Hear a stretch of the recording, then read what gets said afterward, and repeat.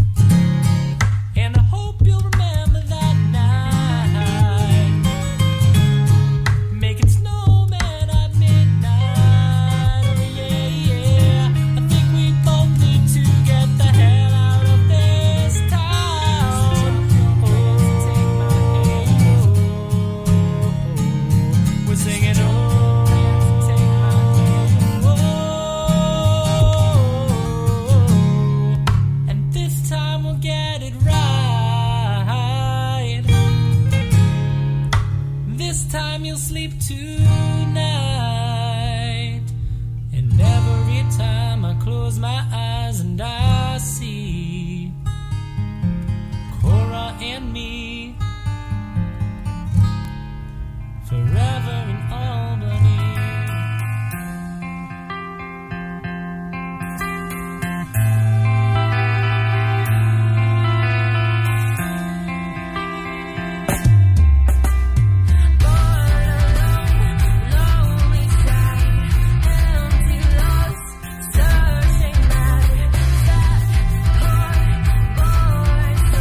I am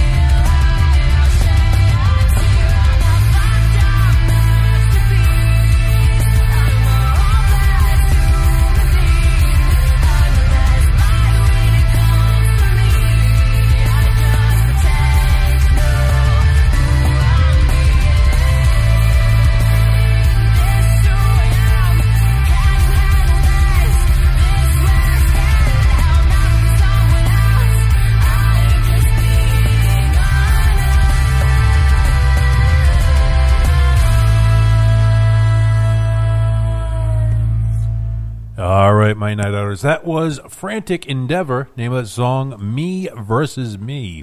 Before that, we kicked off that little two-song break with Tom Hansen. Name of the song was Albany. Now, most times I don't give updates like this, but I'm going to say it because, well, I think it's pretty cool that Tom Hansen, who is down in Florida right now, is listening in. Nice. So, Tom, actually, I don't know if he works on a boat, lives on a boat, but he's in Florida, in Miami, and Irma just passed through, so it's glad that you're even just around. Thanks for listening in. If you guys want to let me know you're listening in, you can hit me up on Facebook /MyNightOut. Also, if you want to get your word out there, advertise your businesses. If you want to get just some music out there, hit me up, email MyNightOutRadio@Verizon.net. Facebook /MyNightOut, like I said. Also, Instagram, Twitter. You can get me at DJ Psyco Eddie. Now, I had a little bit of free time while I was recovering this week. On Thursday, I was feeling pretty beat up, but I wasn't sick anymore. Just my body was reeling from the throes of food poisoning. So, how do you recover the best? When you've been drinking all night and you've been sick all night, the best thing for you is something greasy, something meaty. Bickford's. But, well, I go for just straight meat.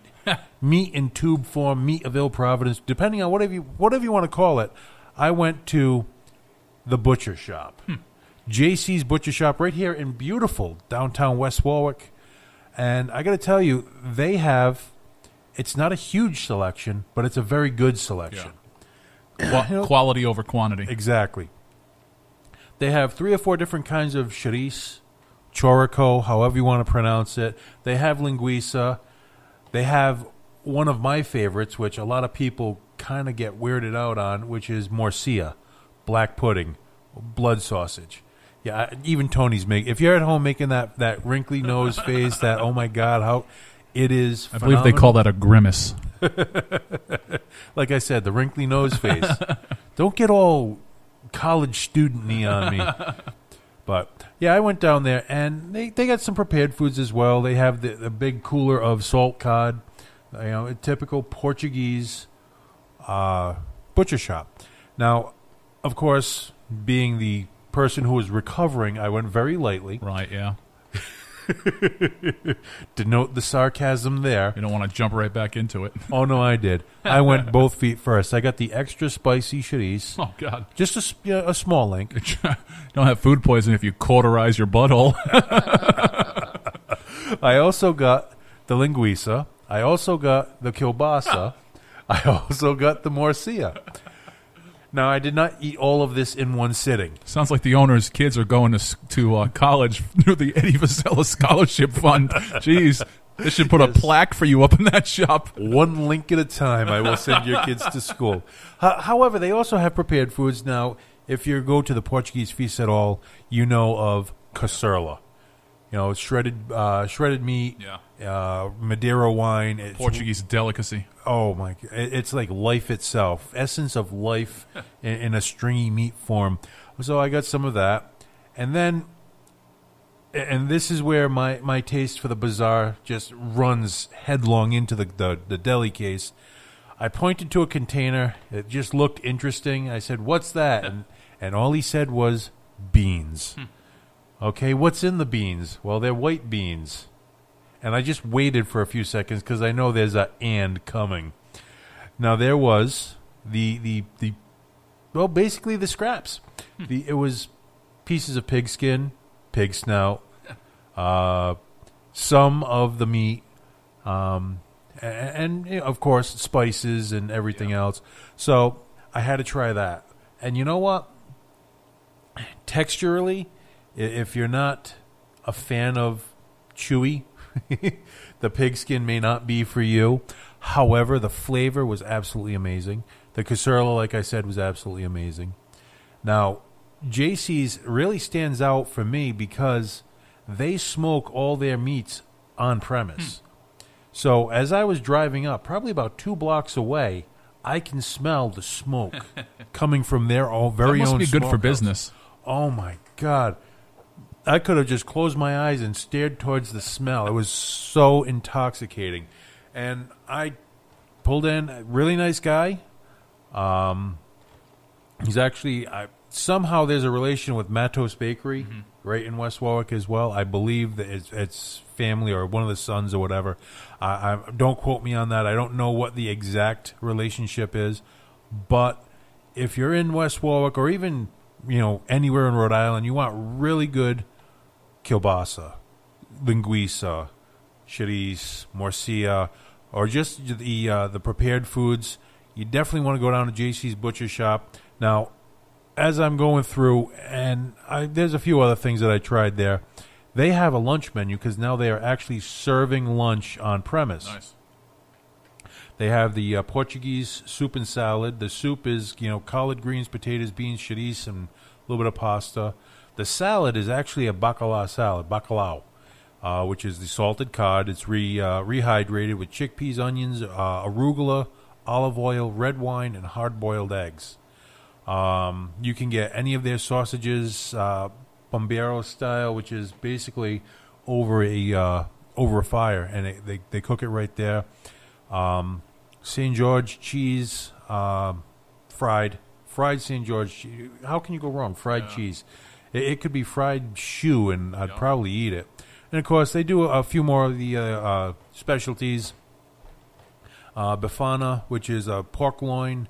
With sausage, sauteed onions and peppers, potatoes, and a little bit of a garlic aioli, spicy marinated chicken. They also have the codfish croquettes. They have a pretty expanded menu here. For a place that hasn't been open that long, they have almost a cult following quickly.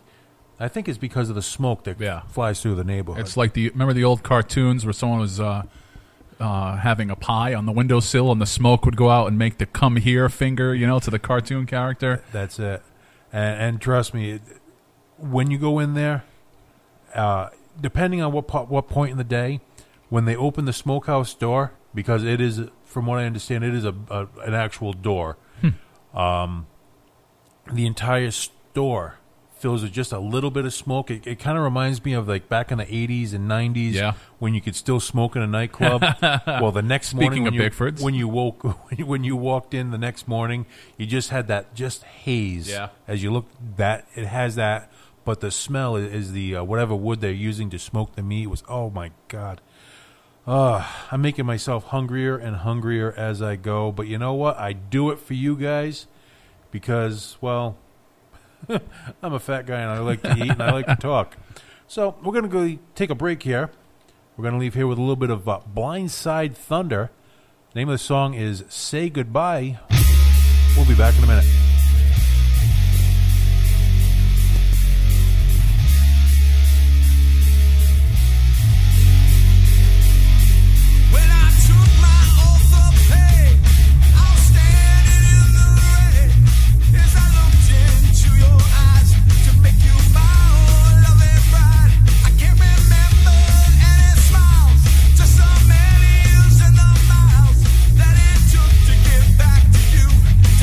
Stay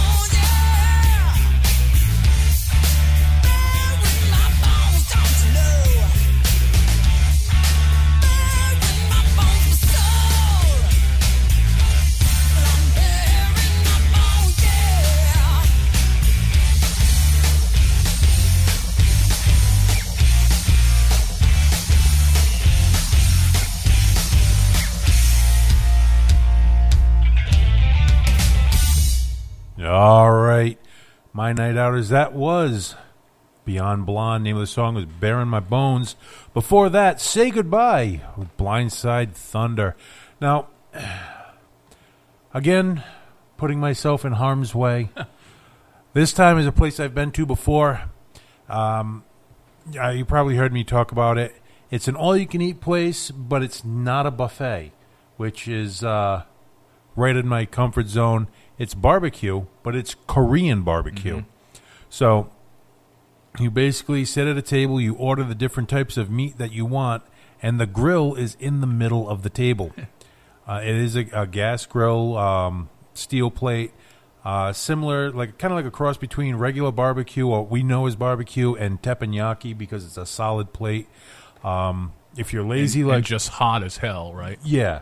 No, there is a gas flame underneath that would incinerate just about anything. So when you get there, you sit down. They bring out the kimchi, 4 different kinds of kimchi, a salad, which really they might as well just keep in the kitchen for me. Then you order the meats. They have 2 different courses to order from. Course A is your more basic stuff, chicken thighs, marinated beef, marinated pork. I mean, they get a little eclectic on the course A. They do the beef intestine. They do an uncured pork belly, which is really, really good, by the way. And if you go on Facebook, at Sura1 Johnston, Sura Korean Barbecue, I do not have their website. It's on George Waterman Road, 300 George Waterman Road in Johnston. Actually, the website, sura-ri.com. Check them out. If you go into the course B, that's when you get into the more interesting, we'll call them. Your shrimps, your seafoods, octopus, whatever. Now, this is all you can eat. I like the sound of that. Oh, yeah. I mean, they have it's very thin pork ribs, but instead of cutting them along the rib, they cut them perpendicular or across the rib. So you have what looks like a little pork chop with little eyelets of bone in them. So you got to be careful when you eat it so you don't choke yourself. But unless you're into that, bust a tooth. Yeah. But 90% of the meat, 99% of the meat is completely boneless. They even do shrimp with the shell on. You also get side dishes like scallion pancakes, rice, fried dumplings. They do the shabu shabu or the hot pot. They do a lot of really good, eclectic, and very authentic Korean food. It's one of those places you have to look around to really understand how good it is and how authentic it is because, well, if you go into an Italian restaurant and you just see like a general mix of all different races and what have you, you understand it's a good restaurant. But if you go in there and everyone has a vowel for their last name, they're using their hands to talk, they're screaming, they're drinking wine, that Italian restaurant is really authentic because they're all Italians in there. Well, today when we were in Sura, my wife and I looked around and with the exception of like 1 or 2 other people, the place was packed. 70, 80, 90 people in there. Now this is lunchtime. And I don't think we were the only ones that were non-Asian, with the exception of like 1 or 2. And the turnover, you go in there, you eat, you get out before you're even out of the door. Someone is already in your table, so it is a very good place. Everything is very fresh. I do lean towards the kimchi. I do eat the kimchi like just to break up because you just can't keep eating just meat. As crazy as that sounds coming from me. But you got to break it up with something. The kimchi is the red kimchi is very spicy, but not too spicy. Really good flavor. Then they have the bean sprouts with the just a little bit of sesame oil on them, which are excellent. So you look like you're winding up to say something. Now, I was watching one of the local food shows the other day, and I had not heard about kimchi except for you. and they were serving up a peanut butter and kimchi sandwich, and I was wondering what you thought about that combination. I've already had food poisoning once this year. No, I mean, it could be good. Peanut butter would go well with the spice, because I've had a spicy peanut butter, which was really hot and was really good. It's basically the crunch from the cabbage and the kimchi, the spice in the kimchi, mixed with a creamy or a crunchy peanut butter would actually go very well. And I think it was, not your typical sweet, off the store shelf peanut butter. I think it was a peanut butter they were making in-house, so I'm assuming it was more of an actual peanut taste than what we know as peanut butter. Yeah, I honestly, I would go for it. Joking aside, you try everything at least once, with the one or two exceptions. And here's the other exception I'm going to drop on you right now. September 29th, what is it, this Friday? Yeah, this Friday, 6 to 9, they're doing a vegan cheese and wine sampling. Now, the only thing that's coming to my mind is vegan is you do not eat any animal products whatsoever. You do not consume them. So how do you make cheese without dairy? I don't know. But they're doing a wine sampling with it. So I can get behind. Oh, I could 100% get behind the wine. Not a single animal has died while making my wine. Just someone stomping on grapes? Yeah, that's it. Hopefully they don't have, athlete's foot or something. The gout. Now, this is at Madeira Liquors, 174 Ives Street in Providence. It starts at 6 o'clock, goes from 6 to 9. The pictures they have up, it looks like cheese. Yeah. Actually, a friend of ours from the old B.O.B. days, WBOB, Mr. Kenny Nardoza is going. Oh, wow. Because from what I understand, Kenny... Straight and narrow? Well, he's on the straight and narrow, sort of. But his... I don't know if it's his girlfriend or his wife at this point, is a vegan cook or a vegetarian. Yeah, I'll go with vegan. If I'm wrong, Kenny, correct me, and I will definitely post a retraction on the fourth page of my website. So below the fold. So Kenny Nardoza's going. He's actually the reason why I found out about it. So you mean you didn't find that on your own? Vegan does not usually get into my comfort zone or radar. So we're going to take another break here. Band I caught out on Warped Tour a couple years back. The name of the band is Never Say Never. The name of the song is Boom. We'll be back in a minute.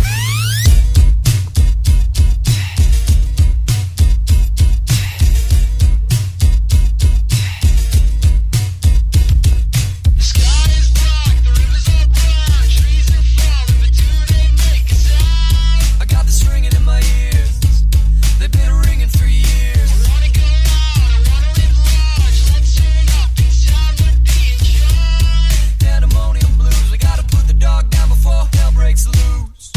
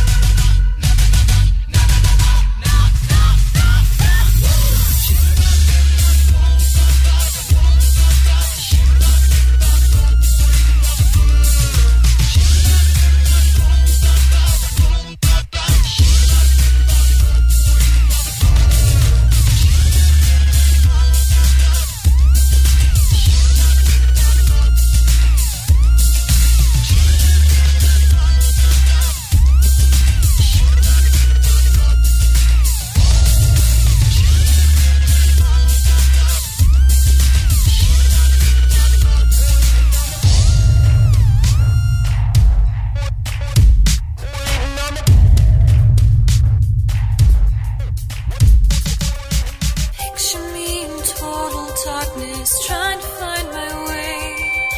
Lost amid the echoes, children laugh and play. Everyone is standing there, not hearing what I say. A parallel dimension, separated from the fray. Then lights open up the sky. I'm swimming in a rainbow, and stars are floating by. Lights, flowers blooming in the night. The moon is in sunglasses, 'cause you make it all so bright. Picture me in a castle, locked inside the tower. The pounding of the pendulum grows louder every hour. The sweetness of my solitude is slowly turning sour. The loneliness, the emptiness, destined to devour. Lights open up the sky. I'm swimming in a rainbow, the stars are floating by. Lights, flowers blooming in the night. The moon is in sunglasses, 'cause you make it all so bright. How can it be you always see that I believe, just when I'm about to forget? How can you undo this tangled web that I weave? Let everything I break be yours to